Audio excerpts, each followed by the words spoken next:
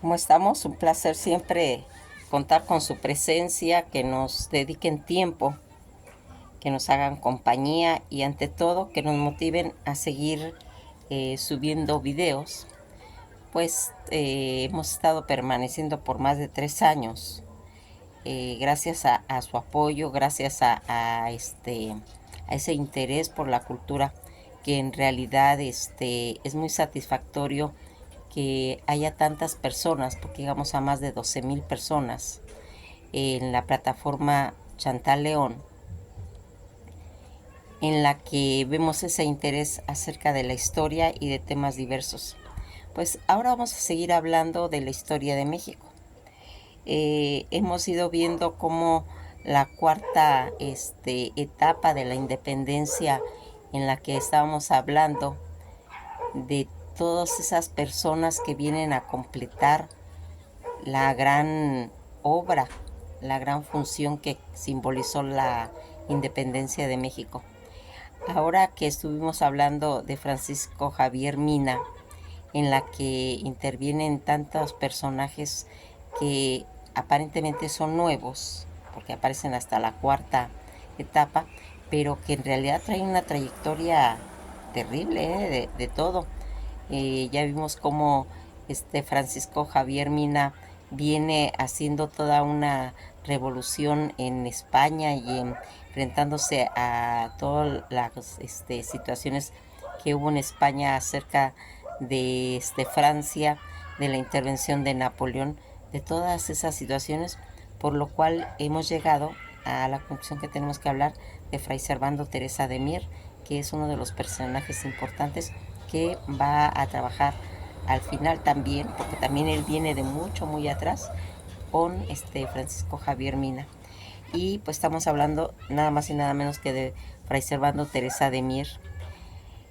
Fray Servando Teresa de Mier, que su nombre completo era José Servando Teresa de Mier y Noriega y Guerra. Él era su nombre original. Según él era un fraile dominico, sacerdote liberal y escritor pues de numerosos tratados sobre la filosofía, la política, y con todo ese contexto de la independencia de la Nueva España. Procedía de una familia de hidalguía Astur, en la que vamos a ir viendo que su nacimiento es el día 18 de octubre de 1763. Él es de Monterrey, México, y va a fallecer el día 3 de diciembre de 1827 en la Ciudad de México, en la capital. Su residencia de Burgos y de Roma, con nacionalidad mexicana y religión de Iglesia Católica, va a tener una ocupación de presbítero, escritor, filósofo, político y militar. Sus cargos ocupados llegaron hasta diputado de México, y la orden religiosa a la que él perteneció fue la Orden de Predicadores.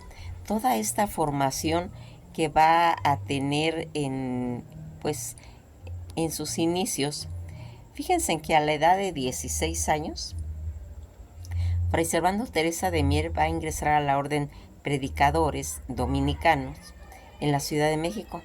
Va a estudiar filosofía en el Colegio Pontificiado de Regina Porta Coeli, de la misma orden, donde se ordenó como sacerdote. Muy joven, a la edad casi de 27 años, se doctoró en teología por la Real Pontificia Universidad de México. En una de sus cartas, él va a declarar que la celebración original mexicana dedicada a la Virgen de Guadalupe era del 8 de septiembre del calendario juliano, 18 de septiembre del calendario gregoriano, y que los españoles la celebran el día 12 de diciembre. El día 12 de diciembre de 1794, durante todos esos festejos del aniversario número 263 de la manifestación mariana de la Virgen de Guadalupe, y en presencia del virrey Miguel de Grúa, Talamanca, y del obispo Alonso Núñez de Haro, de Peralta y varios miembros de la Real Audiencia de la Nueva España, dijo las siguientes palabras: Guadalupe no está pintada en la tilma de Juan Diego, sino en la capa de Santo Tome, conocido por los indios como Quetzalcoatl, y apóstol de este reino. 1750 años antes del presente, la imagen de Nuestra Señora de Guadalupe era ya muy célebre y adorada por los indios aztecas, que eran cristianos, y en la cima plana de la sierra de Tenayuca, donde le erigió el templo y la colocó, Santo Tome, primer párrafo del sermón, así expresó: yo haré ver que la historia de Guadalupe incluye y contiene la historia de la antigua Tonantzin, con su pelo y su lana, lo que no se ha advertido por estar su historia pues dispersa en los escritores de la antigua mexica. En el sermón pretendía demostrar que el culto guadalupano era prehispánico, al igual que el cristianismo, y por lo tanto no había motivos por los cuales agradecer a España, puesto que el imperio azteca ya era cristiano. Antes de 1519, sus ideas no recibieron pues crítica negativa en un principio. Sin embargo, unas semanas después de haber pronunciado el sermón, el arzobispo Alonso Núñez de Haro, quien en palabras de Mier sentía aversión por todo lo criollo, le acusó de herejía y de blasfema ante la Inquisición, por lo cual se le excomulgó y se le redujo a prisión. Se le despojó de sus libros, de sus condenado a 10 años de prisión en el exilio en España. Pues intentó disculparse, pero fue en vano, lo que le ocasionó pues realmente el abandono de su familia y de sus amigos. Después promulgó un edicto de condena pública que le fue leído en toda la Nueva España, menos en Nuevo León, donde el obispo era amigo suyo. Pues tras pasar 2 meses en la fortaleza de San Juan de Ulúa, en junio de 1795, va a embarcar a Veracruz rumbo a Cádiz. Fray Servando Teresa de Mier intentó apelar su condena, puesto que tanto los cargos con el procedimiento fueron ilegales, y al ser miembro del clero regular, no podía ser sentenciado por el obispo de México, clero secular, además de que fue sentenciado sin previo juicio. Cuando él está en el exilio, en el castigo que le fue pues promulgado y pronunciado el sermón guadalupano, el arzobispo Alonso Núñez de Haro condenó a Teresa de Mier a 10 años de exilio en el convento dominicano de Las Caldas, actualmente Cantabria, España. Además, se le prohibió a perpetuidad el ejercicio y la enseñanza, la promulgación de sermones y la realización de confesiones. Igualmente fue despojado de su grado de doctor. Escapó del convento de Caldas, rompiendo los barrotes de su celda con un martillo y cincel, pero fue capturado y fue encarcelado nuevamente. Esta vez fue confinado en el convento de San Francisco en Burgos. En una nueva celda se le concedieron pues un poquito de mayores libertades, por lo que pudo pues presentar su caso al Consejo de las Indias. La tesis de su sermón fue revisado por el teólogo de la Inquisición, quienes determinaron que no hubo blasfema ni herejía, y sin embargo la influencia que ejercía el obispo Núñez de Haro impidieron su absolución, por lo que en 1801 se escapó y se refugió en el Bayona, Francia. De Bayona pasó a Burdeos y de Burdeos a París. En esa ciudad se mantuvo pues trabajando como intérprete del potentado peruano José Sarea, conde de Gijón, tanto junto con Simón Rodríguez, es un antiguo profesor de Simón Bolívar. Teresa de Mier abrió una academia en París para la enseñanza de la lengua española, tradujo del castellano a toda la lengua española ¿sí? Atala de Francois y René de Chantebrüt. Mier también escribió una disertación contra Constantin Francois de Casseveur, conde de Volney.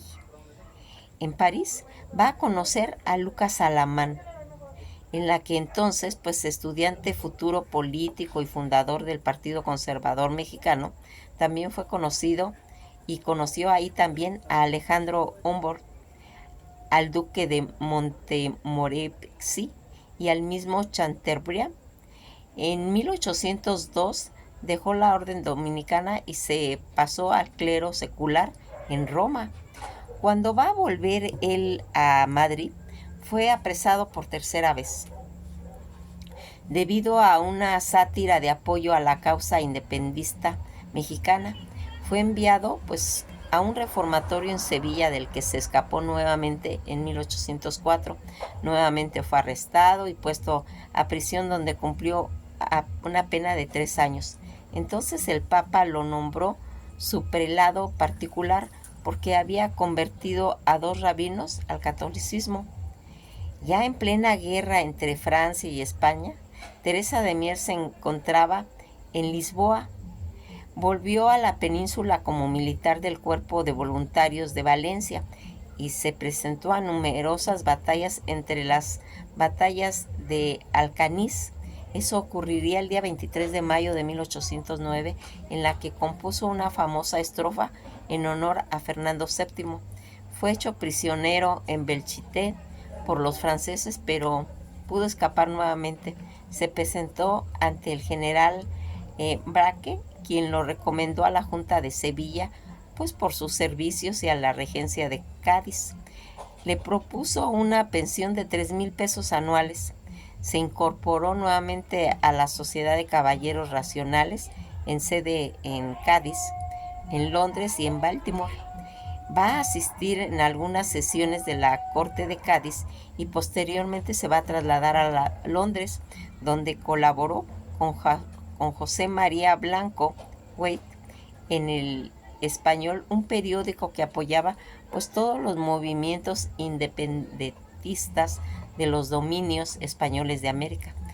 Todo lo que estaba pues relacionado con la Constitución de Cádiz. Servando Teresa de Mier se encontraba en Cádiz durante pues los preparativos para una celebración de la Corte Constituyente. Cuando llegó la Comisión de América, Mier vio que en ella se encontraba Lucas Alamán, que ya habíamos comentado que lo había conocido, un novohispano criollo con el que había pues entablado amistad, recuerdan, cuando estaba en París, y que posteriormente sería su encarnizado rival político. Alamán lo invitó pues a reunirse a la bancada americana, y de esta forma Mier participó en la Corte de Cádiz. Otro de los miembros de la Diputación Americana, que era Miguel Ramos Arizpe, un criollo con el que Teresa de Mier entabló también una amistad que duró hasta su muerte, ambos con ideología liberal. Mier y Arizpe se convertirían en rivales políticos de Alamán durante los principios del Congreso Constituyente Mexicano, tanto que la participación de Mier como la del Arizpe en Cádiz fue destacada, el primero por su elocuencia oratoria y el segundo por su capacidad de negociación. No obstante, Cádiz no arrojó beneficios pues esperados para la colonia novohispana, lo que desilusionó pues realmente a ambos. Más tarde, en sus memorias, Teresa de Mier escribiría que su participación en la Corte de Cádiz le permitió darse cuenta de la imperante necesidad de obtener la independencia absoluta en América. Ya él, de vuelta a la Nueva España, en el Cádiz va a recibir una invitación de Iturrigaray para ir a vivir a Londres. Allí, el antiguo virrey le encargó escribir una obra histórica sobre la revolución de la Nueva España. Iturrigaray deseaba la obra fuese pues como una apología a su persona, para convencer al rey de que él era ideal para calmar la revuelta novohispánica. Así Mier redactó Historia de la Revolución de la Nueva España, antiguamente Anáhuac, o verdadero origen y causa de ella, con su progreso hasta el presente año en 1813. Fíjense la importancia de todos estos documentos. En Londres va a conocer al revolucionario Francisco Javier Mina, y puesto que se pusieron de acuerdo y se decidió a acompañarlo en una expedición de las que organizó Javier Mina a la Nueva España para pelear por la independencia del virreinato. Partieron rumbo a América y el 15 de mayo de 1816 van a desembarcar en Baltimore para tomar pues ese contacto con los insurgentes hispanoamericanos allí afincados. Acompañó a Mina hasta Nueva York y Filadelfia, y fracasando en sus intentos de adelantarse para avisar al general Guadalupe Victoria, recuerdan que era el primer presidente, de que la llegada de la expedición, se reencontró con Mina en Galveston. La expedición que mandaba Mina una vez acabada las turbulencias invernales del Golfo de México, va a desembarcar en Soto la Marina, que sería el 21 de abril de 1817, mientras que Mina se internaba en busca de los insurgentes. Mier permaneció pues en un fuerte construido en el pueblo cerca de la playa, y con la captura de los insurgentes del fuerte de Sotomarina, el 13 de junio de 1813, fue preso nuevamente, y en esta ocasión por los realistas fue enviado a la fortaleza de San Carlos de Perote y después a la cárcel de la Inquisición en la Ciudad de México, donde va a escribir parte de sus memorias, y finalmente se va a trasladar a La Habana, Cuba, en donde en 1820, escapando por sexta ocasión, se va a refugiar en Filadelfia, donde permaneció hasta la consumación de la independencia de México. En febrero de 1822 va a volver a México, arribando al puerto de Veracruz, pero de nuevas cuentas fue hecho prisionero y enviado al castillo de San Juan de Ulúa bajo el control de los españoles. Ya posteriormente fue diputado al primer Congreso mexicano por el estado de Nuevo León. Siempre se opuso a la formación de un imperio mexicano, con Agustín de Iturbide a la cabeza, hecho que le valió la prisión por enésima vez, y escapó por última vez el día 1 de enero de 1823, en esta ocasión del convento de Santo Domingo. Todo lo que había hecho él como miembro del Congreso Constituyente, Teresa de Mier, cuando fue elegido diputado del segundo Congreso Constituyente el día 13 de abril de 1823, pronunció su famoso discurso de las profecías. En este discurso se manifestaba a favor de la República Federal moderada. Cada país es y ha sido una federación diferente, y por lo tanto existe más de una forma de federarse. El verdadero reto para el gobierno pues sería decidir cuál era la federación conveniente para México. Todas estas carencias de la educación y de la cultura, además de un estado de guerra, son esas condiciones que implican la necesidad de una unión. Para Teresa de Mier, la existencia de estas circunstancias en México lo condujo a favor de una federación compacta. Como la posición social en la que se encontraba Estados Unidos fue un impulsor importante ante la idea del federalismo, en gran parte pues el discurso que se compara las circunstancias en las que se encontraba México y en la que tuvo Estados Unidos ante la de federarse, por un lado, ellos eran estados separados e independientes, por lo que su federación pues significó acto de unión contra la Gran Bretaña. En este caso México, ya existía unión entre los estados, de federarse pues significaba en cierta forma dividirse. Además, Teresa de Mier se basaba en la experiencia de Venezuela, Perú y Colombia, que intentaron pues adoptar la misma federación laxa de Estados Unidos para pues sustentar las ideas de las que no era conveniente, más bien, implementar una federación de este tipo, y en el estado tan prematuro como en el que se encontraba el país, el absurdo intento de alcanzar la perfección social con un solo paso es lo que condujo a los países ya mencionados al desastre e incluso a terminar por centralizarse, que en este caso recordemos que era Venezuela, Perú y Colombia. Otra de las ideas importantes de los discursos que a veces era necesario contrariar la voluntad del pueblo para servirlo mejor, decía, un pueblo pedía la federación sin realmente saber lo que pedía. Acusa a voluntad genérica de ser un sofisma, ya que es conducido por los intereses de los particulares que la iban guiando. Por eso mismo es que critican los principios jacobinos, ya que fueron una manifestación importante de las ideas de voluntad pues general. Frecuentemente por sus declaraciones contra el federalismo extremo se le atribuyó favores de centralismo, lo cual pues es incorrecto. De hecho, prevé dicha interpretación diciendo: se medirá quién usted nos constituimos en una república central. No, yo siempre he estado por la federación, pero una federación razonable y moderada, contestaba. Estaba en contra de los defensores del acta constitutiva de la federación y de la Constitución Federal de 1824.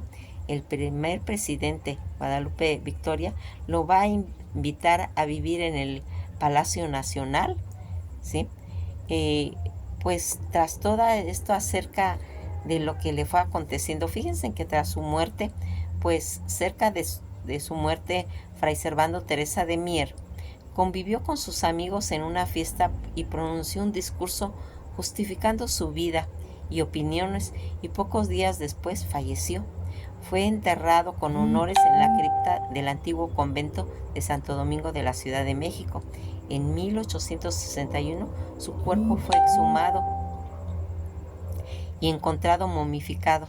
Su momia y la de otras 12 personas fueron exhibidas como víctimas de la Inquisición. Algunas de las momias, incluidas la de Fray Servando Teresa de Mier, fueron vendidas a un italiano. Se le desconoce el paradero de los restos de Fray Servando Teresa de Mier, aunque se cree que está expuesto en una de las 365 capillas ubicada en la zona de Cholula, Puebla, según se comenta. Su nombre está escrito en letras de oro en el frontispicio de la Cámara de Diputados del Congreso de la Unión en San Lázaro, en Ciudad de México. Todo lo que él estuvo pues relacionado con sus escritos. Mier publicó muchos discursos, sermones y tratados sobre religión, política, entre ellos. Una carta de un americano al español en 1811 al 13, Historias de la Revolución de la Nueva España, España II, volumen, en Londres en 1813 y segunda edición en México en 1922. Hizo una apología relacionada de su vida bajo el título de Memorias de Madrid en 1917, segunda edición en México en 1946, La memoria de un fraile mexicano desterrado en Europa, en Madrid, en el 2006. El escritor cubano Reinaldo Arena escribió la novela Un mundo alucinante, basado en la vida de Fray Servando Teresa de Mier. ¿Qué les parece todo esto? ¿Cuántas veces no encarcelaron a este hombre? Pues simplemente por divulgar sus ideas, porque para que nos demos cuenta cómo es posible que cuando la persona puede expresar cómo piensa o qué sugiere, sea hecho pues prisionero, tenga pues se puede decir que la mala suerte de que siempre lo agarran. Pero algo así muy chistoso que a mí siempre que leo su biografía me causa mucha, pues se puede decir que risa, porque lo tomaban preso y se escapaba, tomaban preso y se escapaba, pero él sus ideas no, nunca las abandonó. Fray Servando Teresa de Mier, que hizo pues algo pues muy especial en lo de la independencia. Fíjense en que firmó la Constitución de 1824 y el presidente Guadalupe de Victoria lo llevó a vivir al Palacio Nacional a su lado. Su obra destacada pues son las cartas de un americano, un fraile mexicano desterrado en Europa, y la historia de la revolución de la Nueva España, en la que publicó bajo el seudónimo de José Guerra. ¿Sí? Acuérdense que Guerra era su otro apellido. Todo ese papel que va a desempeñar Fray Servando Teresa de Mier en la resistencia insurgente, que va a ser defensor de la República y del federalismo, un personaje pues realmente fascinante, que defendió la independencia de México, impulsó la directora del Instituto Nacional de Estudios Históricos de la Revolución de México, Patricia Galeana Herrera. Así habló de este personaje. Fray Servando Teresa de Mier difundió pues la importancia al Senado, y fue Miguel Ramos Arizpe quien contribuyó con la forma decisiva al establecimiento bicameralismo en México, pues formulado el proyecto de el acta constitutiva de la Federación, que contenía pues todas las bases a las que debía ceñirse todo ese Congreso para redactarlas, y que va a... Recuerdan que cuando él hace la primer sermón en la que habla de la Virgen de Guadalupe, así que se llama, ya encarrilado en su discurso, sorprendió a todos con la siguiente aseveración: Guadalupe no está pintada en la tilma de Juan Diego, sino en la capa del Santo Tome, apóstol de este reino, que se refería a Santo Tomás, el apóstol cristiano, que algunos estudiosos nuevohispanos pues conocían. Todo esto, recordarán que él decía que desde todo ese rito de Quetzalcóatl ya había toda esa mentalidad. Aquí, cuando vemos el papel que jugaron pues tanto Fray Servando Teresa de Mier y Francisco Javier Mina en el movimiento independista, y que va a ser Francisco Javier Mina Larrea, que fue un español que se unió a ese levantamiento independentista, y que después que fuera desterrado por sus ideas liberales a Inglaterra, va a ser cuando conoce a Fray Servando Teresa de Mier, con quien compartió ideas en contra del rey de España, Fernando VII, por lo que él va a organizar una expedición y se lo lleva. Todos estos datos en las que va a hacer y que va a crear el Senado de la República. En una de las salas del Palacio Nacional, el 15 de diciembre de 1824, se va a llevar a cabo la primera reunión del Senado de la República. El senador Valentín Gómez Farías, del que después vamos a hablar, que va a presidir la primera mesa directiva. Igualmente, el primer documento que creó el Senado fue el acta de esta reunión. Cuando lleguemos a hablar de Valentín Gómez Farías, vamos a platicar bien este punto en la que se va a hacer. Pues Fray Servando Teresa de Mier, pues comentamos que él va a morir el 3 de diciembre de 1827. Todas esta situación en las que vimos pues cómo se van haciendo todos estos importantes personajes en el movimiento de la independencia, y que al inicio, armado por todo ese liderar Miguel Hidalgo, Ignacio Allende, Mariano Abasolo, entre otros, en la madrugada del día 16 de septiembre de 1810, fue un preámbulo de lucha armada que se prolongaría en un periodo de más de 11 años, en promulgación de la independencia de la Nueva España y la coronación española. Nos quedamos hasta aquí. Vamos a seguir hablando de todos estos personajes tan importantes que van a ir hilvanando toda esta historia y uniendo las piezas de este rompecabezas que es la historia. Que pasen un feliz día, y pues nos veremos en otra ocasión para que tengamos pues un poquito más de la idea de lo que ocurrió realmente en la independencia de México.